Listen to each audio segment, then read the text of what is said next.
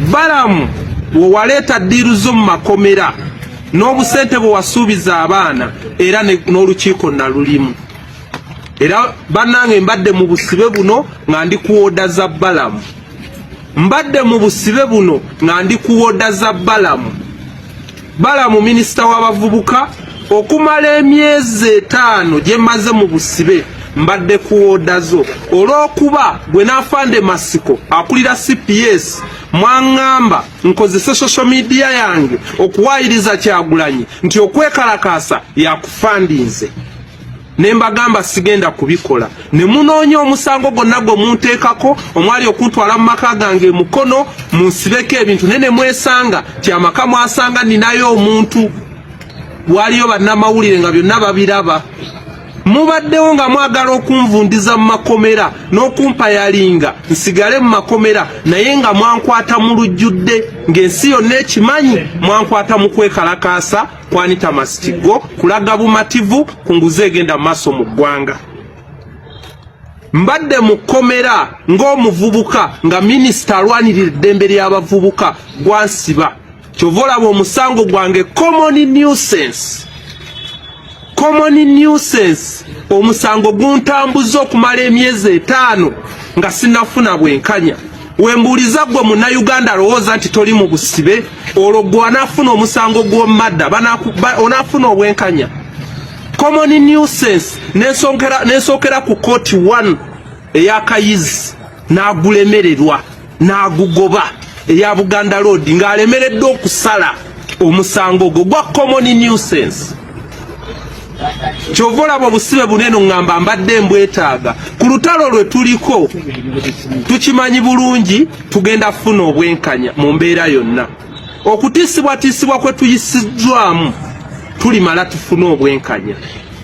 Omulamuzi Kayizi alemereddwa okusolovinga common nuisance n'embeera mu kkomera ebbanga lino lyonna ng'alemereddwa okusolovinga omusango gwa common nuisance. N'entuuka ekiseera ne bansindika mu kooti 2 ne bansindika mu kooti 3 kooti 4 mpaka ku kooti 5 nga ndi ku common nuisance. Kati wembuuliza Munnayuganda gwe alowooza nti toli mu busibe onaafuna obwenkanya gwe nga toli mwana wa gundi. Olaba abalamuzi balemererwa okusolovinga omusango just public nuisance nga ne mu mateeka tebasobola kusiba mwaka. Genda olongoose wali community service waayo kafayini bwe kati bansaba emitwalo 5 n'engisasula ne bansaba abaneeyimirira omwali mmange ne muwaayo ne bansaba passport. Ku musango ogwo Bannayuganda nali nina okuba ma passport.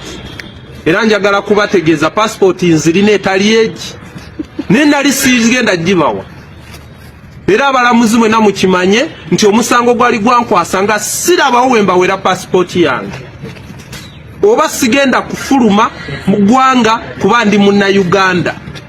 Nali sibawa passport era njirina naye nagibamma mpaka muntwale mu earring mpulire omusango gwange gwe munvunaana kuba nkimanyi bulungi buli kye nakola nali nga nkikola mu mateeka ga Uganda.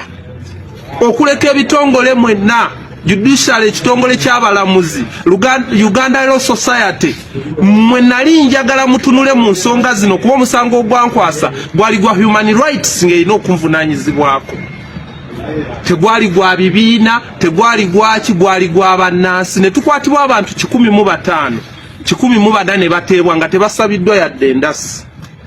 Nze ne munsaba emitwalo 5 nakati sizifunanga mutuuse goba musangezo mwazitwala. Bannayuganda mutunulire obubbi bwe tulina mu ggwanga lyaffe. Nyimiridde wano oba ntudde wano wendi nga we tusinziira okulwanirira eddembe lyaffe nga mbagamba Bannayuganda nga nze Saamu okusinzira byempiseemu n'ebyenkyayitamu sirirwedde kuzikiza kubanga nkulidde ku street manye ekintu eki eddembe tebalisaba balitwala butwazi na kabuli. Kati nina okulirwanirira era nga nze kennyini nze mutango kuba ne woba ogula katambala kalina price. Kati nze ngenda kuba price ku ddembe lyange n'eri abannange. Abasiba abali mu makomera abaganye omusango tiimu y'amachete yasigaddeyo teriyo nti eri funded ekibiina nti oba babawa ssente bali mu makomera lwakuba tebalina musango naye musiba abantu awatali bujulizi ne mubakako okukkiriza emisango abaana b'abantu balikola obusibe bwe batamanyi mubakako okukkiriza emisango ne mubagamba bagende mu firiba gaini ate ne mubawo obusibe obuyitirivu ezo ze zimu ku nsonga zengenda kati osimbako essira kuba wali mbadde ennwana naye nga bannayuganda abamu kirabika muli bamativu n'ebibakolwako wemba nga ntunula nga bataata b'enkya bavundira mu makomera abaana emyaka 17 giri mu makomera